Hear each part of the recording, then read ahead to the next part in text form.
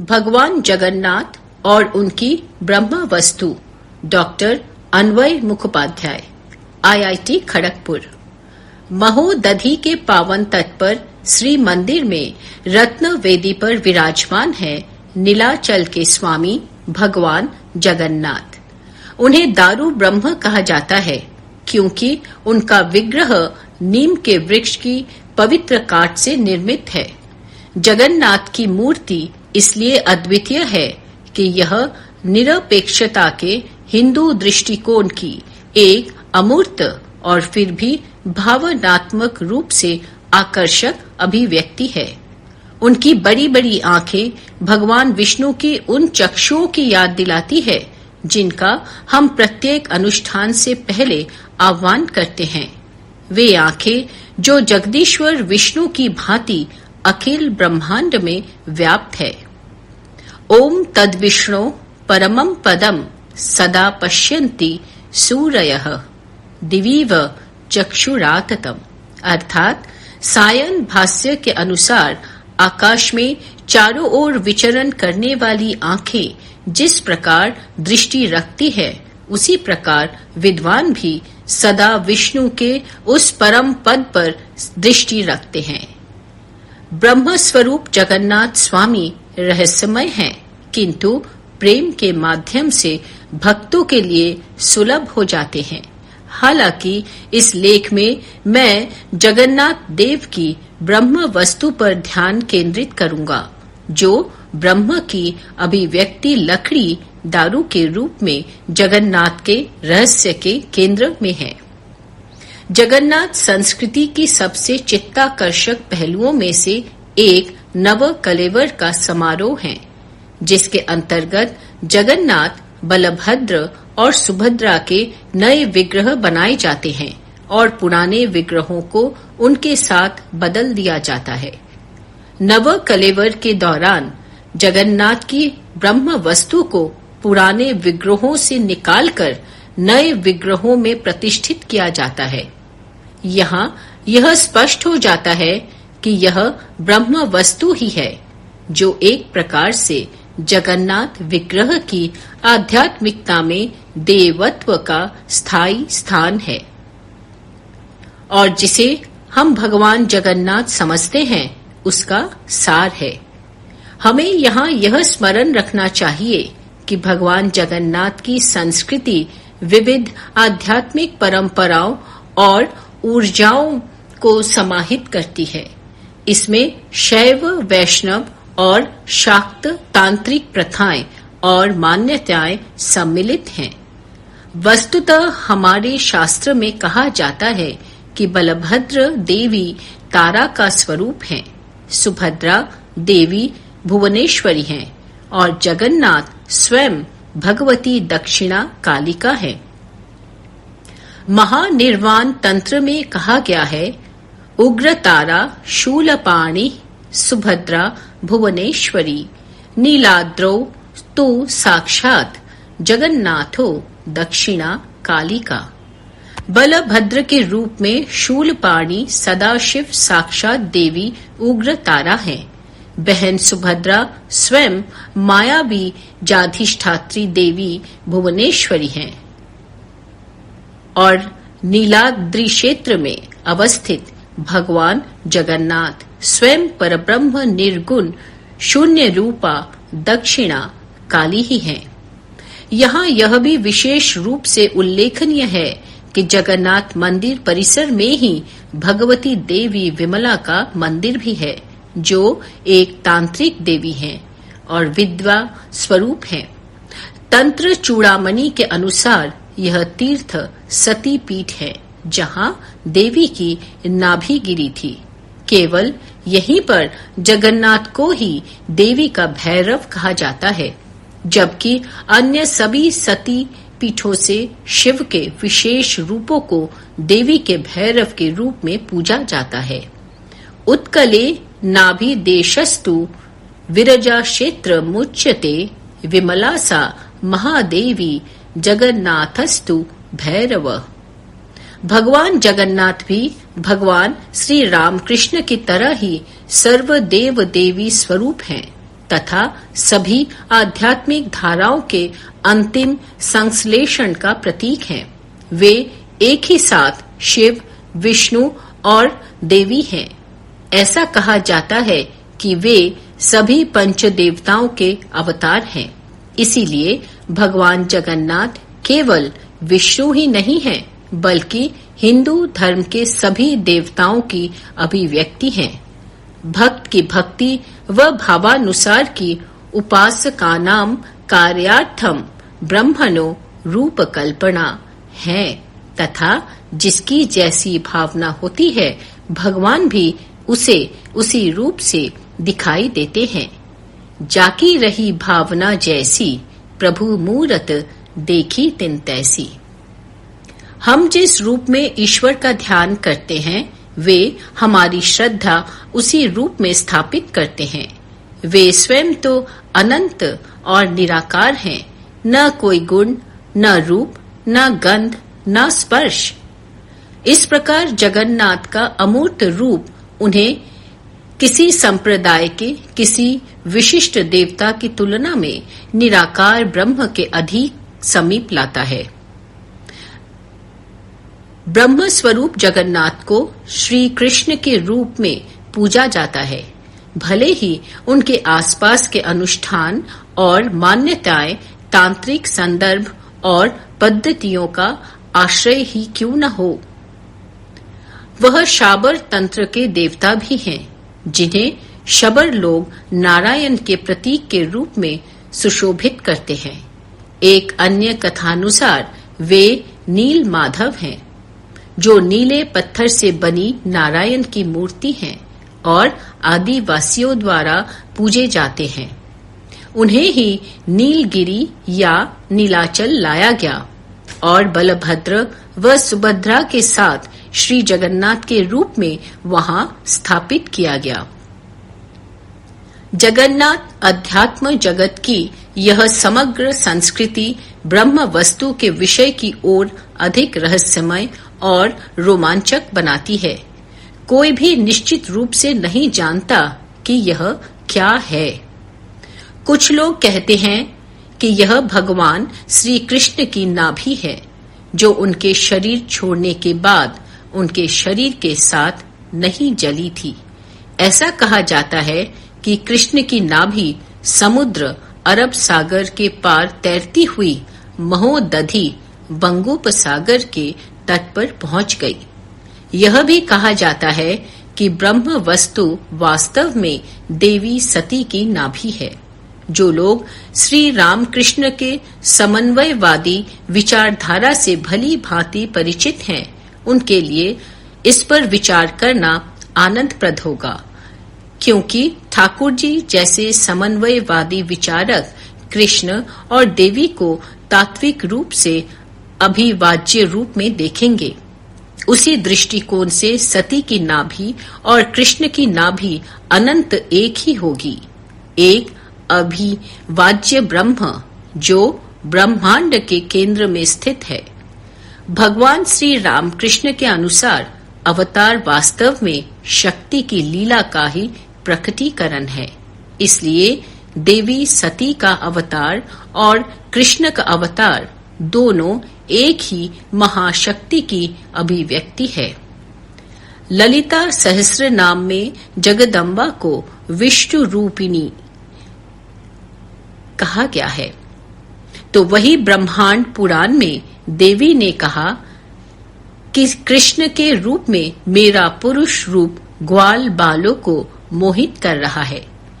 ललिता के स्वरूप श्री कृष्ण अपनी बांसुरी से संपूर्ण जगत को मोहित कर रहे हैं। ममेव पौरुषम रूपम गोपिका जनमोहनम कदाचिदाद्या ललिता पुंरूपा कृष्ण विग्रहा वेणुनाद विनोदेन विवशीकुरुते जगत। श्री ईश्वर गीता के 5वें अध्याय में आता है कि उच्च कोटि के ऋषि निष्कलंक नारायण को जो संसार की योनि अर्थात स्रोत उत्पत्ति के रूप में है, उनको रुद्र के साथ एकाकार होते हुए देखते हैं। क्षणेन जगतो योनिम नारायणम नाम यम।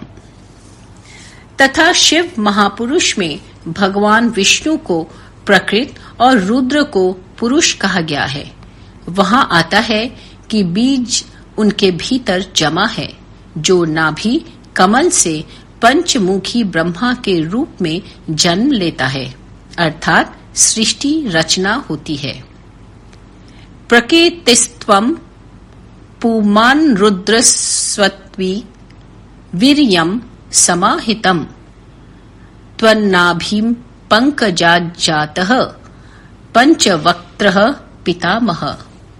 यहाँ तक कि कुछ महापुराणों और उपपुराणों जैसे शिव पुराण, देवी भागवत, कालिका पुराण आदि में भी वर्णन किया गया है कि कैसे जब माँ उमा उन्होंने भगवान कृष्ण का अवतार लिया तो भगवान शिव देवी राधा बन गए।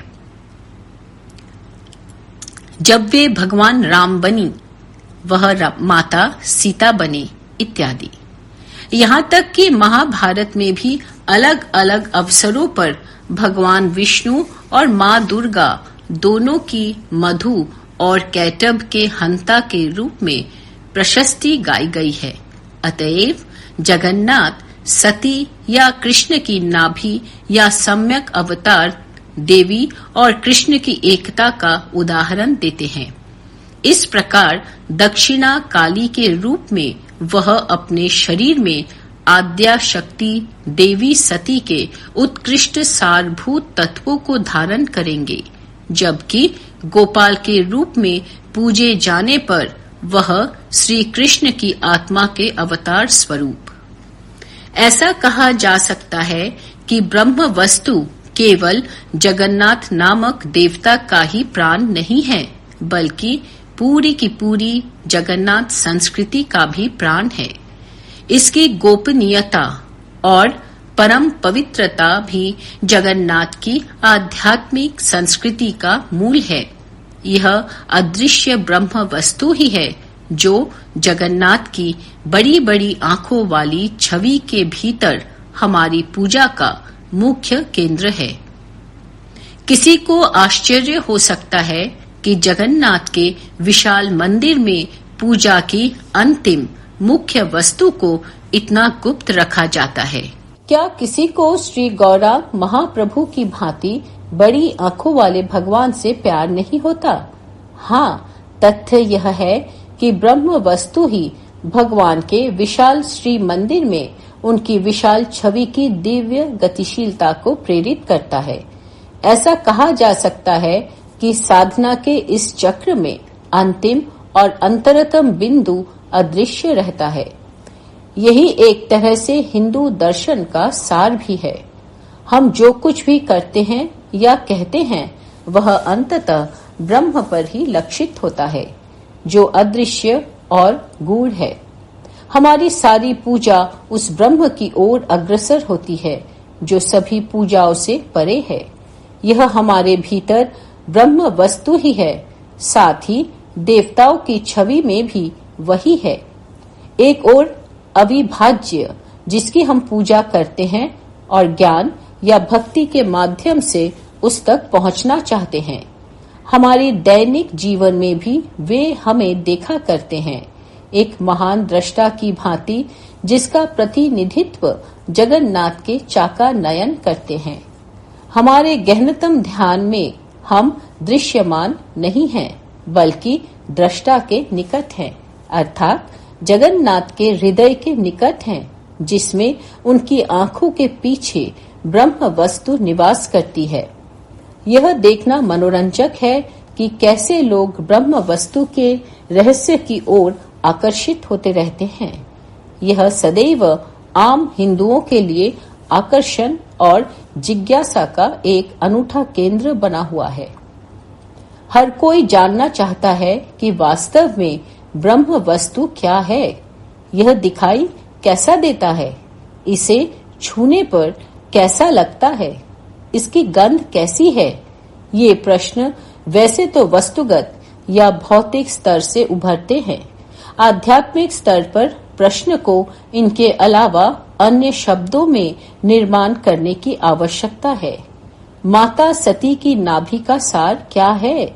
क्या यह विश्व माता की नाभि नहीं है जो विश्व को एक साथ धारण करती हैं? क्या कृष्ण की यह नाभि उनके उस रहस्यमय प्रेम का स्रोत नहीं है जिसके लिए गोपियां पागल हो गई थी? क्या कृष्ण की नाभि योग शक्ति का स्रोत नहीं है?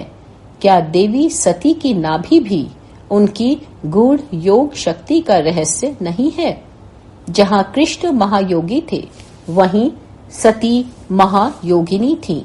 ऐसा नहीं है कि सती या कृष्ण की नाभि को भौतिक शरीर के द्वारा नहीं छुआ जा सकता, बल्कि आध्यात्मिक तपस्या के माध्यम से पवित्र किए गए यौगिक शरीर से स्पर्श किया जा सकता है। उदाहरण स्वरूप नाभि केंद्र का प्रतीक भी हो सकती है, जैसे श्री यंत्र का केंद्रीय बिंदु। इसी केंद्र में संसार का आरंभ और अंत होता है। जब हम ब्रह्म वस्तु की बात करते हैं तो क्या हम वास्तव में परा ब्रह्म का ही उल्लेख नहीं करते हैं? ब्रह्मांड का परम तत्व क्या है? यही वह तत्व है जो जगन्नाथ का सार है, उनका मूलभूत तत्व। जिस प्रकार प्रणव सभी देवताओं का सार तत्व है, उसी प्रकार जगन्नाथ की ब्रह्म वस्तु भी पंच देवताओं का सार है, जो जगन्नाथ के व्यक्तित्व में एकीकृत है। यह नाभि ही है जिससे ब्रह्मनाद पार लौकिक आकाश की ओर ऊपर उठता है।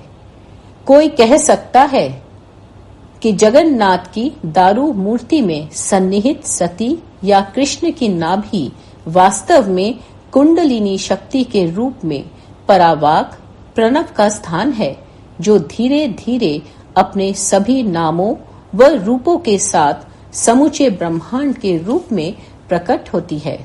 जिस प्रकार कोई ब्रह्म को नहीं जान सकता, लेकिन तपस्या के माध्यम से उसके साथ एक हो सकता है, उसी प्रकार कोई भी व्यक्ति जगन्नाथ की ब्रह्म वस्तु के साथ एक हो सकता है, भले ही वह उसे न जान सके। छांदोग्य उपनिषद के 8वें अध्याय में शरीर में आत्मा की स्थिति के बारे में बताया गया है। ठीक उसी प्रकार जैसे जगन्नाथ जी के भीतर ब्रह्म वस्तु स्थित है। इन 6 प्रारंभिक खंडों में शरीर के भौतिक स्वरूप में आत्मा की स्थिति का वर्णन किया गया है और हृदय तथा आकाश की तुलना की गई है। यहाँ आत्मा के इस प्रसंग को गुरु शिष्य परंपरा के माध्यम से अभिव्यक्त किया गया है। गुरु अपने शिष्यों से कहता है कि मानव हृदय में अत्यंत सूक्ष्म रूप से ब्रह्म विद्यमान रहता है। स वा एष आत्मा हृदि तस्यैतदेव निरुक्तम हृदमीति तस्माद दयमह हरवर्षवा एवं वित्स्वर्गम लोकमेति। अर्थात वह आत्मा हृदय में ही स्थित है। हृदय का अर्थ है हृदि अयम, वह हृदय में है। यही आत्मा की व्युत्पत्ति है। इस प्रकार जो व्यक्ति आत्म तत्व को हृदय में जानता है, वह प्रतिदिन सर्वलोक में ही गमन करता है। वास्तव में जितना बड़ा यह आकाश है, उतना ही बड़ा और विस्तृत यह चिदाकाश हृदय भी है।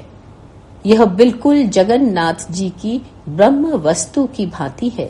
जिस प्रकार नित्य ही इस हृदय में अत्यंत सूक्ष्म रूप में आत्मा निवास करती है, उसी प्रकार जो साधक अपनी साधना से इस आत्म तत्व रूपी ब्रह्म तत्व को जानता है, वह नित्य ही स्वर्ग रूपी वैकुंठ अथवा भौतिक रूप से पुरुषोत्तम क्षेत्र स्थित भगवान के श्री मंदिर में आरोहण करता है तथा जगन्नाथ के साथ एकीकृत हो जाता है।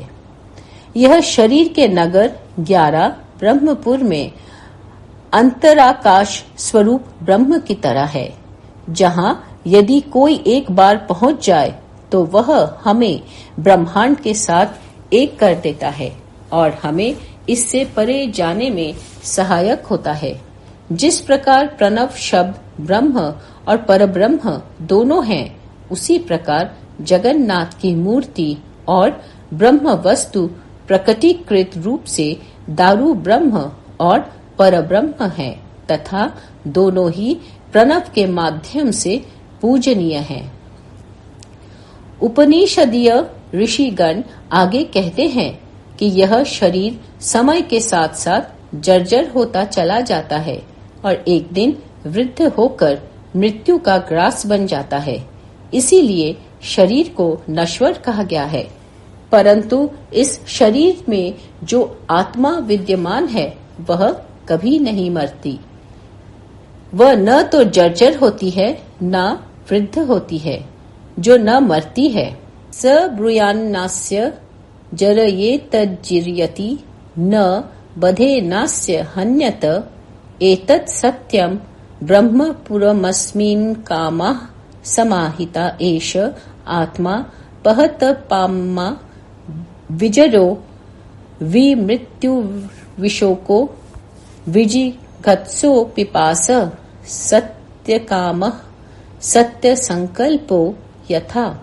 अर्थात इस देह की जरावस्था से यह आकाशाख्य ब्रह्म जीर्ण नहीं होता, इसके वध से उसका नाश नहीं होता। जिस तरह यह ब्रह्मपुर सत्य है, इसमें संपूर्ण कामनाएं सम्यक प्रकार से स्थित है। यह आत्मा धर्माधर्म से शून्य है तथा जराहीन, मृत्युहीन, शोक रहित, भोजनेच्छा रहित, पिपासा शून्य, सत्यकाम और सत्य संकल्प है। ठीक उसी प्रकार भगवान की नीम काठ से विग्रह की पूजा करने की जो परंपरा है, उसे नव कलेवर के बाद इसे छोड़ दिया जाता है तथा उसे परिवर्तित कर नए विग्रह की प्रतिष्ठा की जाती है। किंतु ब्रह्म वस्तु ही सदैव आत्मा की भांति यथावत बनी रहती है। मंदिर का विशाल भवन, बृहद पूजा अनुष्ठान, भक्तों की भीड़, पूजा, कीर्तन और आत्मसमर्पण के स्पंदन करते ब्रह्मांड के अंदर सब कुछ बाहर रहता है तथा परम वास्तविकता अदृश्य रहते हुए भी चारों ओर अपनी दिव्यता बिखेरती है। मंदिर में अधिष्ठित देवता की पूजा करते समय हमें इस बात का विशेष ध्यान रखना चाहिए कि हमारी पूजा केवल अनुष्ठान मात्र न रह जाए, अपितु आध्यात्मिक ज्ञान का स्रोत भी बन जाए। गौरांग महाप्रभु की आध्यात्मिक शक्ति से संवर्धित एक बहुत शक्तिशाली भक्ति परंपरा के भीतर स्थित भगवान जगन्नाथ हर किसी को भक्ति की याद दिलाते हैं। यद्यपि अंतर्दृष्टि से देखने पर वे आध्यात्मिक ज्ञान के एक वास्तविक स्रोत, ज्ञान के अवतार भी प्रतीत होते हैं। इतना बड़ा विग्रह, इतने सुंदर और भव्य देवता अंततः अदृश्य ब्रह्म वस्तु में निहित रहते हैं, जहाँ तक किसी की भी इंद्रियों के माध्यम से पहुंच नहीं होती है।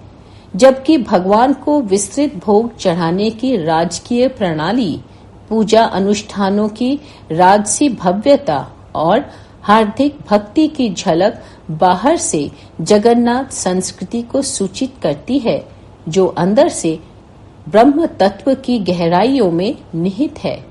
इसीलिए जगन्नाथ जी का सच्चा उपासक यह नहीं जानना चाहेगा कि ब्रह्म वस्तु क्या है। वह सहज रूप से ध्यान पूर्वक इसकी ओर अग्रसर हो, इसके साथ एक हो जाना चाहेगा।